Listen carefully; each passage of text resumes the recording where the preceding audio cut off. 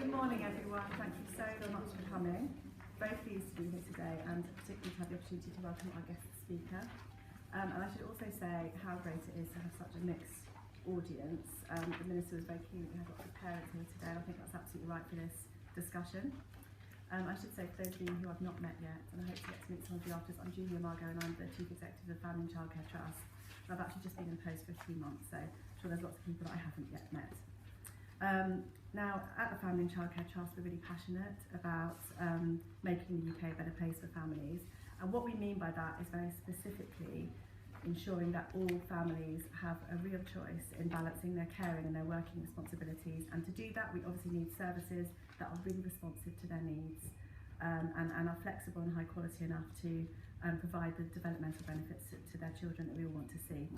So today's event obviously comes amid a number of really exciting developments for the childcare sector. The Childcare Bill envisages key changes in the funding and provision of childcare. And a really important part of this is the Department's commitment to undertake a national funding formula review. This is something that FCT has been calling for, so we really welcome that step. We think it's absolutely critical to ensure that funding is allocated fairly and is responsive to social factors, so really pleased to see that. Obviously there are still loads of challenges to deal with before we have the kind of childcare offer that we really want for families. But we very much look forward to working closely with the government in dealing with these and making sure that parents can access the childcare that they really need. So I'm very grateful to the Minister for taking time out of his schedule to speak to us today. He is a working parent himself, as you all know, with a 20-month-old, so he's more than aware of the demands of balancing work and caring, and it's been a great pleasure to work with him since I was appointed. So please join me in welcoming the Parliamentary Under-Secretary of State for Childcare and Education, Mr. Sam Gyimah.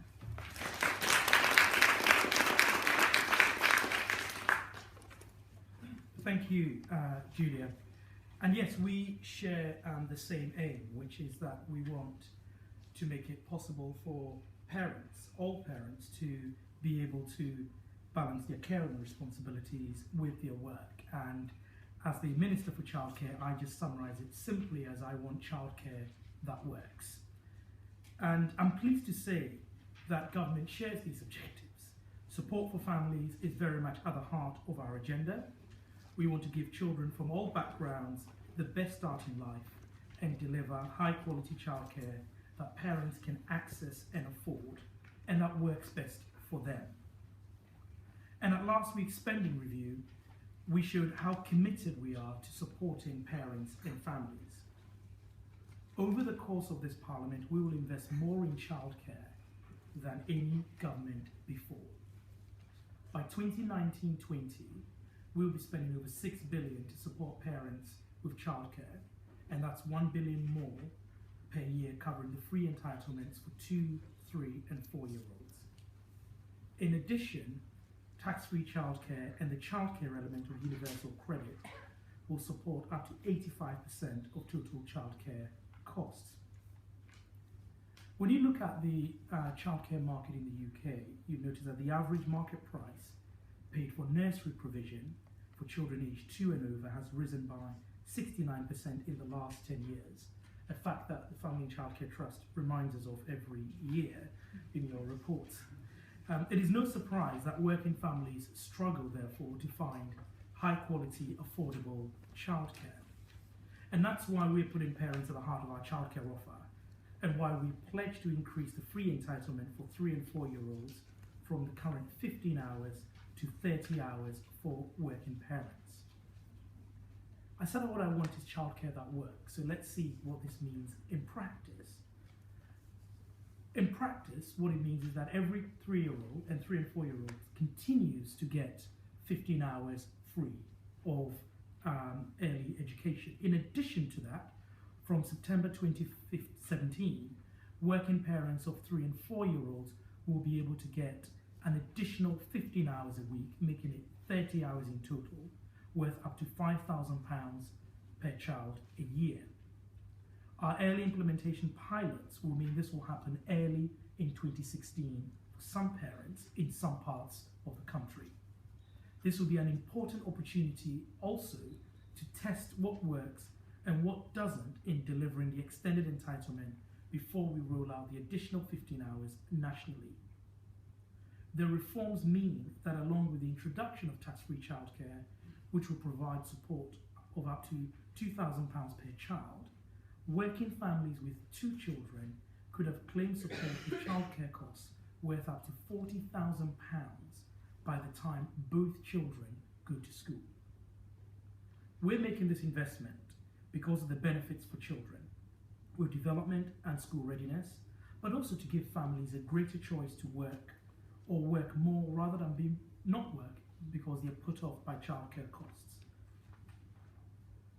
Now, a lot has been made in the last couple of weeks about the eligibility criteria, so I'll say a couple of things about that. As I said, every 3 and 4 year old will get the first 15 hours free, and then they've got the, which is a very successful offer. We currently have 96% take up for that. And studies like the Effective Preschool, Primary and Secondary Education study that has been carried out by academics at the Institute of Education, University of Oxford and Birkbeck, has shown how successful the first 15 hours is for early education and attainment. Parents will be able to access the additional 15 hours if they each work at least the equivalent of 16 hours per week. So given that you get the first 15 hours free, it does make sense that if you're going to get an additional 15 hours, at least you work an hour more than you currently do to get that for free. But the eligibility checking for this will be based on the income of the parents, and that is the national minimum wage or living wage. So whichever of these two applies to you. If you're under 25 and it's the national minimum wage that applies to you, you would have to earn £170 a week in order to qualify for the additional 15 hours of childcare. If you're over 25 and qualify for the national living wage, then you have to earn £115.20 a week in order to qualify for the additional 15 hours of childcare. The offer applies to the self-employed, and the same threshold will also apply in the case of lone parents. We're setting an income cap at £100,000, whereby parents earning more than that won't be able to access the additional entitlement. And here again, to make it clear, we're not talking about the combined income of the parents being £100,000. We see if either of the parents earns over £100,000, then they will not qualify for the additional 15 hours. What this cap does is it puts the extended entitlement in line with the tax system and means support is targeted at those who need it most. We also recognise that families have different circumstances which need to be taken into account. Parents working on 0 hours contracts will be eligible so long as they meet the criteria I just mentioned. Where one parent is employed but the other has substantial caring responsibilities, or one parent is disabled, the family will be eligible.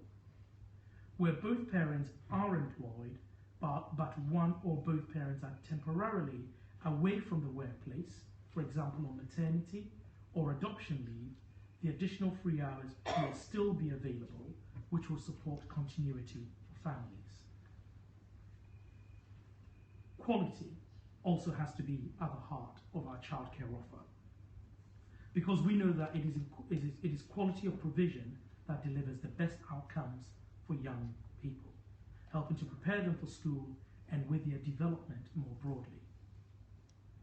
As in August 2015, 85% of providers on the early years register were rated good or outstanding for overall effectiveness. Ratings for providers in the most deprived areas had improved from 59% good or outstanding in 2010 to 79% good or outstanding in 2015. And congratulations to all the providers in the sector who are responsible for delivering this high quality provision. We have confirmed that we will not adjust statutory staff to child ratios to deliver our pledge to offer more free childcare, and I'll reiterate that today because of comments that I have seen, including from the opposition, suggesting that we will not.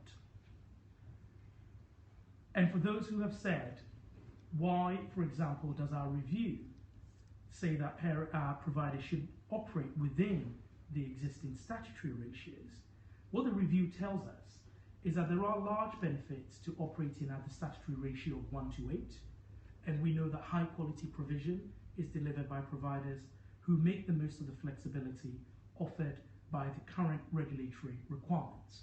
So what we would want to do is to work with the sector in order to make sure that providers can make the most of the flexibility that is available. And we're making sure we have the best quality staff. The qualification level of the early years workforce has been rising. In group daycare settings, 87% of the workforce have a relevant level 3 qualification, and many members of the workforce have qualifications beyond this. We know this is important because leading international educational experts have found that staff qualifications are one of the strongest predictors of the quality of early childhood education and care. We have provided specialist training for some of the highest quality graduates through early years initial teacher training. We have set clear qualification requirements for staff working in childcare settings so that they have a solid grounding in supporting children's learning. And we have provided funding to help deliver on the job training and development for childcare staff. But I do want to make sure young people consider the early years as a career choice and a sector in which they want to pursue a long-term career full of potential. And I want those already working in the sector to have the opportunity to enhance their skills and to pursue qualifications that enable them to progress. I want us to do all we can to improve career progression routes. So through a workforce strategy, I will explore how we can develop a career structure for all staff, as well as put in place a clear career path for apprentices in the sector. This is a key priority for me going forward. But as well as being high quality, we want to ensure that a free place for parents is exactly that, a free place. Through the investment we announced at the spending review, we are setting a level of funding that will enable childcare providers to deliver high quality care for children and parents, while at the same time providing value for money to the taxpayer. The overall increase in funding for childcare includes $300 million a year from 2017-18 to increase the national average hourly funding rate to providers for the free entitlements. The new average hourly rate is £4.88 for 3 and 4-year-olds and £5.39 for 2-year-olds.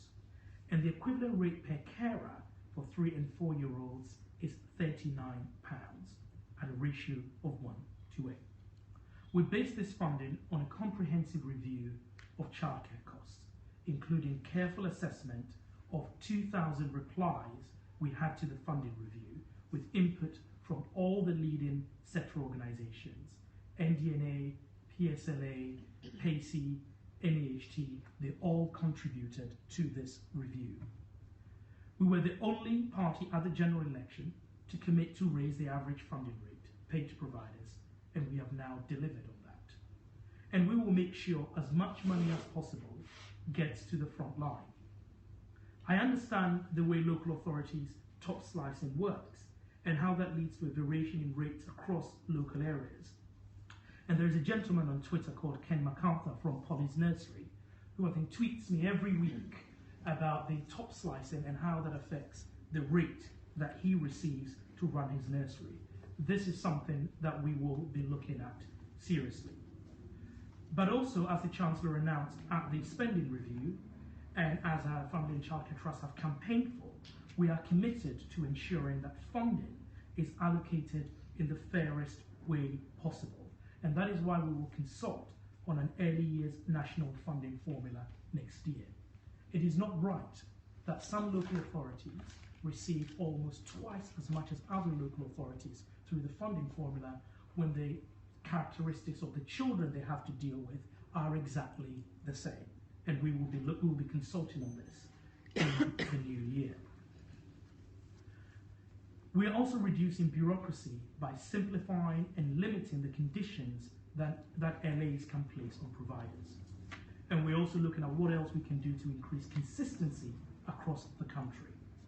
We will consider whether we can support local authorities in drawing up agreements with providers, and whether when providers form a statutory relationship with one local authority, they could then use this when setting up provision in other authorities. We know that parents like a mix of provision, in some cases combining school nurseries with childminding, day nurseries with other provision. We understand this, and we want to make sure enough places are created in the sector to support these choices. So as part of our spending commitments, we are supporting the sector with capital spending and will allocate at least £50 million to support the creation of early years places. In addition, we will create at least 4,000 places through nursery provision as part of new free schools. And we will also consider why some providers, indeed thousands of providers, on the early years register do not offer the free entitlement, to see if we can make changes to encourage them to do so. I understand that in some cases, just the payment terms from local authorities is enough to put some providers off. So we will be looking at how we can make sure that all these providers can deliver the free entitlement. All of this means that more childcare places will be created, giving parents better access to the childcare they need. And I want to make sure this works for all parents. We're opening up new sources of funding in disadvantaged areas through social investment. In March, we launched the Childcare Investment Readiness Fund, and we will announce the winning applicants shortly. This will help to generate a new culture of social investment in the early years market, supporting providers to grow. Groups such as the London Early Years Foundation in London have already effectively leveraged social investment, and we want these success stories to be more widespread. I am clear the free entitlement should be accessible by all children, including special education needs and disabled children. And that is why, as part of early implementation of the 30 hours entitlement next September, we will be encouraging innovative approaches to providing high quality, affordable and flexible childcare for working parents whose children are disabled or have special education needs. We want to hear more about existing good practice, such as the Solent Teaching Alliance, which is delivering support for private, voluntary and independent nurseries with a focus on children with SEND, and Torview School, a specialist learning community in East Lancashire, helping PVIs in disadvantaged areas improve their support for children with SEND. We want to support parents with quality and availability of flexible places and help them to make informed choices. That's why we've worked with childcare.co.uk to develop a digital app which allows parents to search for 2-, 3- and 4-year-old free childcare based on where and when they need it. Through the Childcare Bill, we have introduced a requirement on local authorities to publish information and advice for parents on childcare in their area, which will further support them with the information they need, from hours offered to cost and suitability for disabled children. We know from the Facebook consultation we did over the summer with nearly 20,000 members of the public why flexibility and choice are so important to working parents. And as a working parent myself, I know how important it is to find childcare that you are happy for your child to attend and which accommodates all your working needs. From the parent who needs one child picking up from school at 3 p.m.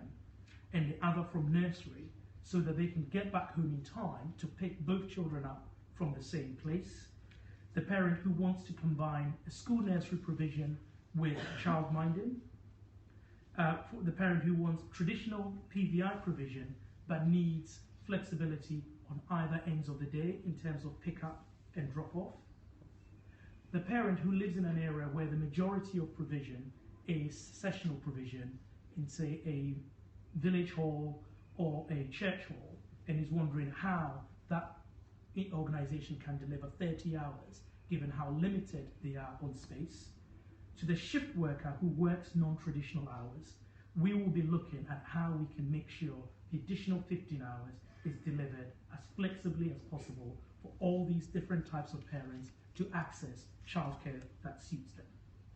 We want to support parents to make the choices that work for them in a high quality way. And this is what we will be looking at during early implementation. We have already taken steps to build flexibility within the existing 15-hour entitlement. For example, by encouraging local authorities to fund providers to allow parents to access early education hours between 7 a.m. and 7 p.m. so that children can be dropped off earlier in the day or collected later.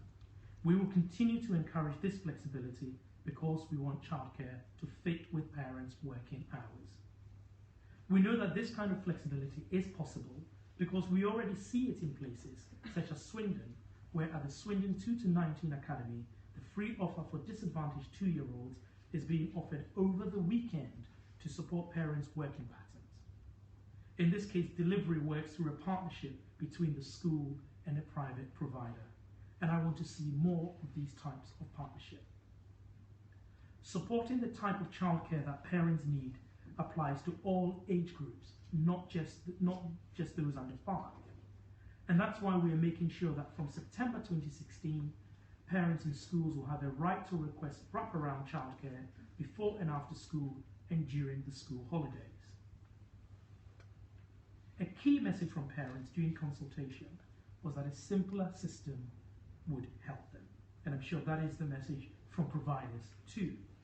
With a range of childcare support from government, it therefore makes sense that 30 hours matches up with tax-free childcare, and that as well as the same terms of eligibility, because many parents will be eligible to use both the extended entitlement and tax-free childcare, a joint application is being developed by HMRC, which will mean that parents will be able to apply for both schemes online and go in, see how much they've got of their 30 hours, how much they've got on tax-free childcare, and toggle between the different types of government provision as their circumstances change. The Childcare Implementation Task Force, which joins up work on childcare across government and which I co-chair, will continue to work towards delivering a childcare system which is simpler for parents and providers alike, so that from a parent's point of view, there is as much coherence as possible in terms of childcare offers, and also simplifies it from the point of view of providers. So, over the course of this Parliament, we'll invest more in childcare than any government before. We made a strategic choice to invest in the sector at a time of austerity because we are on the side of working parents. We will build on existing successes, such as the 96% take-up of the existing 3 and 4-year-old offer, to continue developing a childcare system which delivers for families. The decisions taken at the spending review and the childcare bill currently going through Parliament demonstrate our clear commitment to getting on and doing this. We will support children to have the best start in life, support families to work, and as a result, allow our countries to prosper. But I know more than anyone else that to do this requires understanding the needs of parents and working with the childcare sector, and I look forward to continued engagement with you to do so. Thank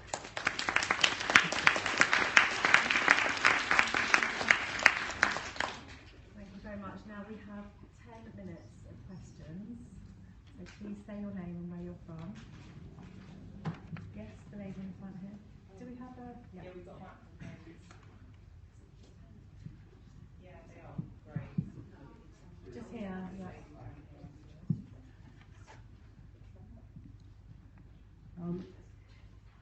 Good morning.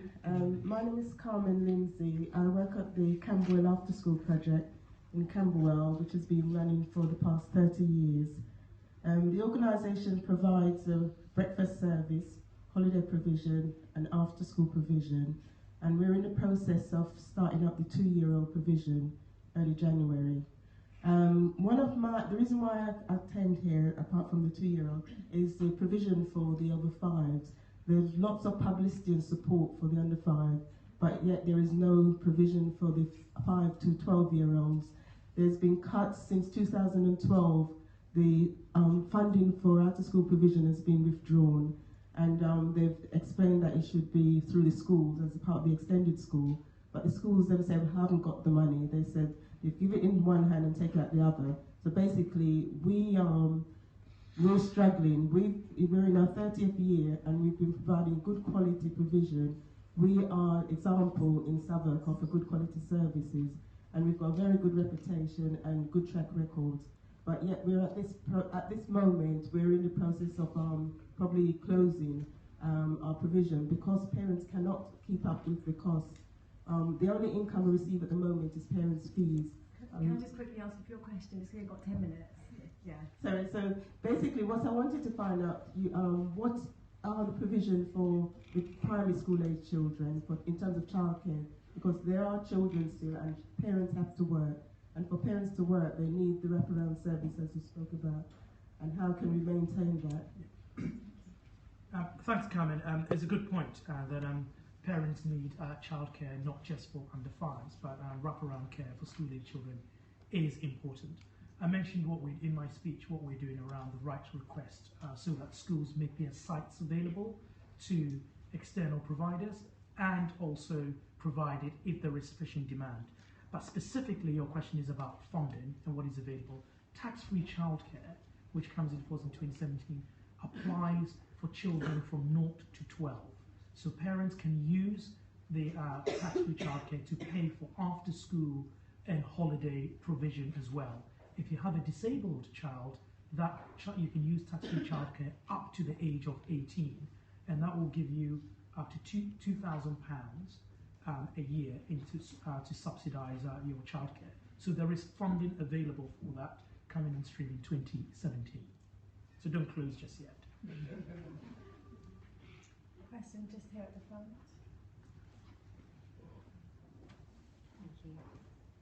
Hello. I feel like I don't really need this. I'll probably just shout at you. My name's Laura Wells. I'm from the 11th Hour Project, which is a research-based initiative looking into imaginative solutions for parents and carers in creative industries, which, as I'm sure you know, is mainly freelancers. The problems that we have are that the childcare available is very rigid and restrictive for people in freelance industry. We struggle to get childcare when it's needed for casual bookings, and we struggle with the hours. So I'm interested, I appreciate everything that you've said so far about flexibility, but I'd be interested to know what, if you have any thoughts about how we might start to look at how we can be a bit more supportive of people who are freelance and need care ad hoc, basically. Thanks, Laura. Again, very good question. I mean, you say it's the creative industries that obviously you're focused on. I mean, the way I would look at it is there is no such thing as a standard 9-to-5 job anymore, and there is no such thing as a job for life. So people, over the course of their life, are going to be moving through different types of work states. So we need to make sure that childcare and how we fund it and how it's provided can cater for people. The first thing I'll say on the funding side, making sure that the self-employed can access the second 15 hours is a step in that direction. Making sure that the self-employed can access tax-free childcare is a step in that direction, because previously, under the voucher scheme, unless you worked for an employer who provided it, you couldn't get it. So we made a big step on the funding side to supporting those in the creative industries or anyone who is not in a traditional 9-to-5 job with a big employer. You're right to say on the provision side, we need to make sure that the flexibility reflects those needs. And one of the things that you will see in the early implementation pilots is we're going to be doing a lot of different types of testing around what types of flexibility. So I'm very happy if you could contact the department to let me know what the problems are. We can then sort of make sure that we feed it into what we want to test in the pilot. So rather than me trying to determine what flexibility looks like, let's test the different ideas, and we definitely want to make sure that we can deliver for those sort of parents as well. I have my report. I can give it to you. Look forward to it. Next question. Hi, I'm Lucy. I'm the mum of a 5.5-year-old, and I work 3 days a week. I lived in Canada a couple of years ago, and whilst I was there, the childcare provision option that we used was a parent-led co-op, where a group of parents, 16 families, got together. We employed a couple of staff, and we also did shifts in the setting as well. So the total costs were less than a conventional provider, but we also got the benefit of working alongside childcare professionals, which had great benefit for our individual parenting, but also built a strong network of families to support one another. And we heard a lot about the support the department's making into providers and into local authorities, but I just wonder what's available for parent-led innovation within the new bill. Fantastic question. And the reason why I say that is we very often, as government, when we talk about childcare, focus on the formal childcare sector, but actually informal childcare, quote unquote, is also a big part of solving the childcare challenge. Many parents, we for example, we've got friends in our block who sometimes look after, pick up our son, look after him, and the question is there a way in which we can create some structure around this and come up with a model that can scale? There are lots of different things happening, but the question is there a model that can scale? It is something that we are very much interested in, not specifically in the context of this childcare bill, but we have a strand of work we are looking at within the department is what more can we do around informal childcare. And again, if you can drop me a line, I'll definitely look at how we can consider, because we know that yes, the formal childcare is not the only childcare that parents access. There's a question there. Hi, my name is Ilham and I'm mother of a 7-year-old girl. She's autistic and got sent. And basically, I would like to know how would you encourage a childcare provider to take children with special needs? From my personal experience, I found it really difficult to find the correct one, especially if they don't have the qualification and the confidence to look after them, especially with children with intellectual disabilities. It can be physically not possible to provide the place and equipment for it. Good question. As I said, with is, for example, getting local authorities to publish information on childcare providers and those that can deliver, so that parents can easily find the providers. Secondly, as we look at the funding system and how things like the education, health and care plan work, we want to make sure that the funding stream is very clear so that parents can access or providers access where appropriate to fund the need. But I think there is a big issue around making sure that within the setting they have the confidence.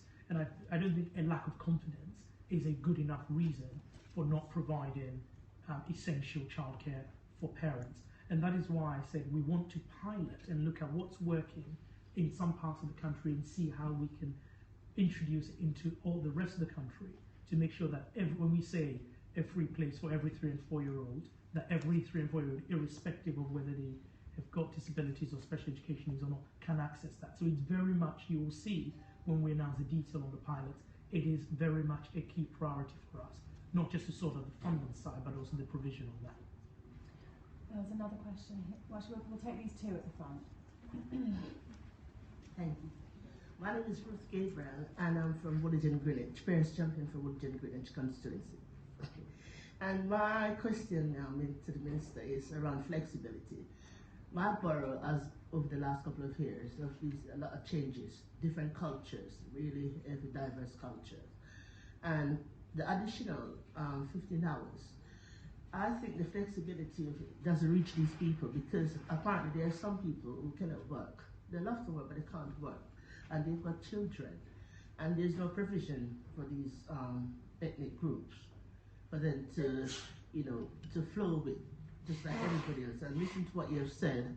You haven't mentioned anything about people from different cultures, or or would you support them in terms of getting them to assimilate, to take up the 15 hours plus the 30 hours? Well, Ruth, thanks, and good that you're a parent champion. Well done. And I'd say every child, as I said, gets the first 15 hours, right? Every 3 and 4-year-old gets it. So even the people that you've described get the first 15 hours for 3 and 4-year-olds.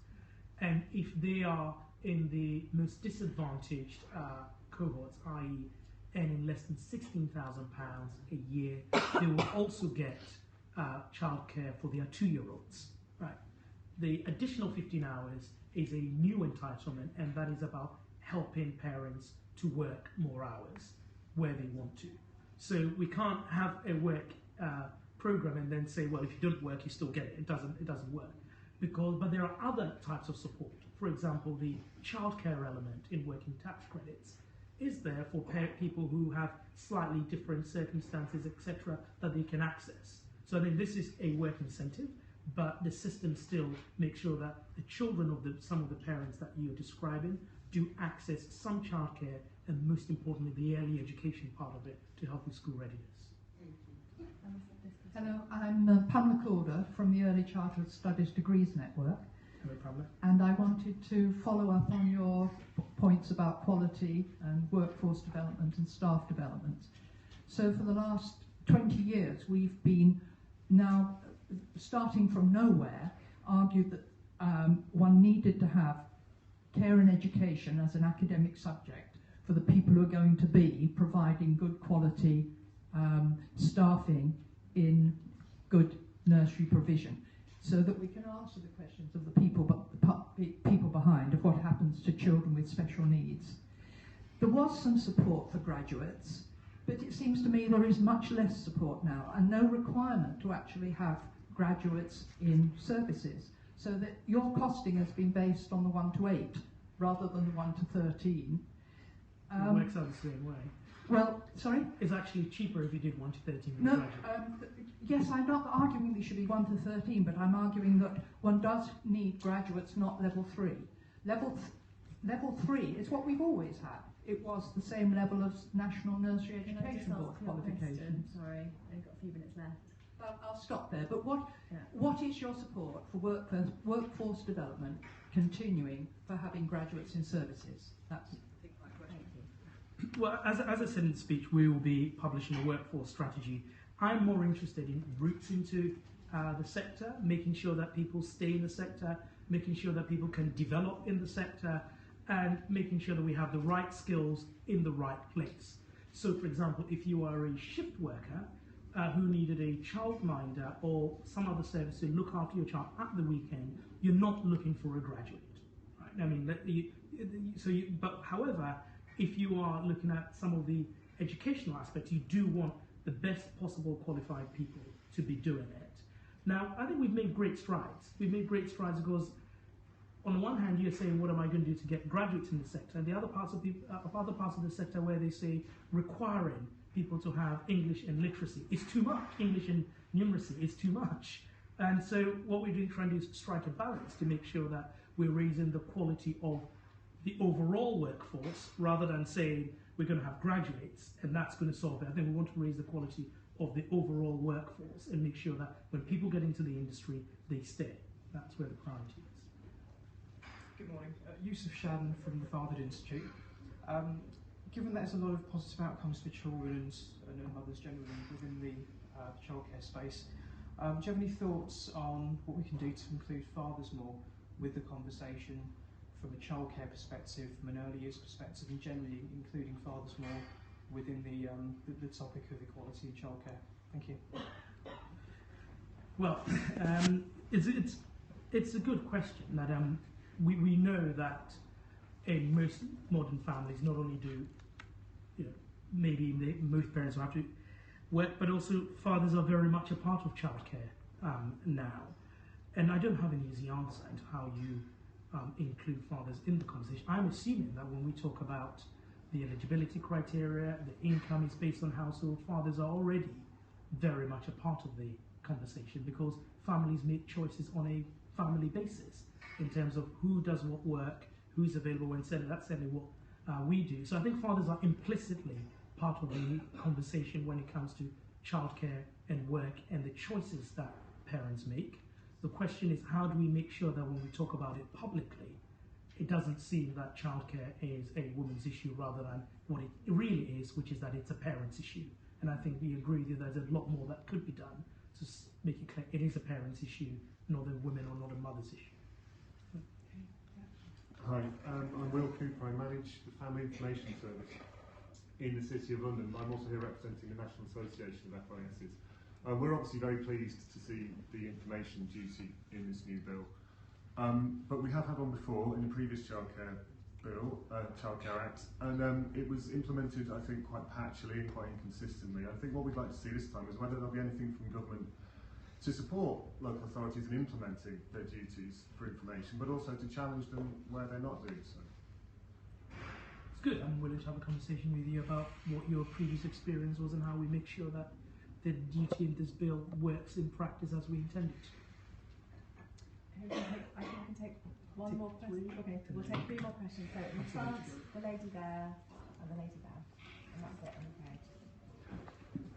Hello, I'm Shazia. I'm from Third Door Work at the nursery, and what my nursery provides, we're a flexible nursery, so a lot of our customers are freelancers and remote workers, and they can work upstairs in the workout and the children are in the nursery. And we do need to have a conversation because we do operate a very flexible nursery and it is Ofsted regulated and we're good. Anyway, the point I wanted to make is by providing flexible childcare, the costs for funding, they're over 38 weeks at the moment. We need them over the year. And I also support everything that you've just said, but with the pensions being introduced, increase in living wages, and then we've got business rates, have to pay for VAT, but we can't claim it back. We can because of the worker element. The question is, all of these costs, you know, how do you carry on making childcare flexible, affordable, never mind flexible, when you've got all these costs that are just coming in all the time? Yeah. Good.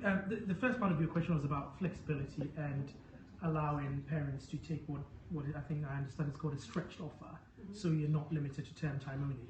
I think what we should make clear is when we say 38 weeks of a year, which equates to term time, we're not saying it has to be taken only during term time. It's just how many weeks of childcare that you're getting. And this is one of the things that we'll be looking at when we talk to local authorities around how they implement this. Yes, we took into account very carefully the cost pressures around the national living wage, pension contributions, inflation, etc. when we were costing not just the uplift, but trying to understand the cost of childcare, not just for 3 and 4 year olds, but across the age range and how nurseries operate. I think after a very careful assessment, I believe that the numbers we've provided can help deliver that. But there is also another side to the bargain, which is that we want providers or to work with providers to be as efficient as they can to make sure that this, 6 billion of taxpayers' money going into a sector is a significant amount of money. And if we can't make 6 billion work, then the question is how much more do you need? So what I want to do is for us to work with providers to look at how we can actually make sure that taxpayer money makes it sustainable for providers. And so for example, I'll say a provider were to say to me what they consider is, they've got baby yoga and they think that's really essential and that increased the cost, I would say, actually that's probably not what the free entitlement is about. So I think we've got to sort of make sure that we're really focused on what the free entitlement is for. In addition to that, there is guidance. So for example, food and some discretionary things that nurseries can charge a little bit more for, that not all nurseries take advantage of. And we would say, if it's for those things that already are in guidance that you cannot take advantage of, do so. Because if you don't do so and you say the money is not enough, it doesn't make sense. Hi, I'm Faustina, a parent champion with a disabled child. I really want to work, but unable to do so due to my situation. So how do somebody like me get a free 15 hours for my 2-year-old son? Just to understand, Faustina, are you a lone parent? Or no, I'm married. You're married. Does your partner work? Yeah, he works part-time, yes. In which case, let's look at the eligibility criteria, because, as I said, where there is a disabled child, I think, I think you should be, but look at it. And if there's a problem, let us know. Okay, thank you. And also, sorry, how do I get back into work? Because I can't, in my situation, I can't really get back to work. Because I try going back to work, but I'm being called out all the time due to, my disabled daughter. Yeah. I don't deal with sort of get back to work. See, that's something that a DWP deals with. But what my job is to make sure that if you want to get back to work, the cost of childcare doesn't stand in your way of doing so. And if there is a specific issue, my thinking is the eligibility criteria should cover you, but if it doesn't, let us know and we'll see. Okay, thank you. Hi, I'm Megan Jarvie from Child Poverty Action Group. A lot of low-income parents are in insecure work or have spells of weeks or months out of work. And I wanted to ask you about what your plans were about if a parent loses their job, ensuring that they don't lose their 30-hour childcare place as well and can maintain that while they're looking for another job. Yeah. Well, the first thing is that the first 15 hours apply is not employment linked. The first 15 hours is not employment linked, so if you lose your job, you still continue to get the first 15 hours. Everybody, whether you're employed or not, gets the first 15 hours. As far as the second 15 hours is concerned, we allow for a grace period. I think it's a grace period of roughly, I have to look at it again, 3 months. So you will have a grace period, and during that time, you do not have to take your child out of our nursery. You've got to admit that you've got to understand. We've also got to make sure that people don't say they're in work, sign up, get the childcare, and then may not be in work at all. So we've got to strike that balance. But there will be periodic check-in because HMRC can, and if someone is not earning, there is a grace period. And if for whatever reason they were to lose it and they think it's wrong, there is an appeal process they can go through to get the childcare. I'm afraid that's all we've got time for today. So thank you very much to the Minister, and thank you very much to all of you for a great event.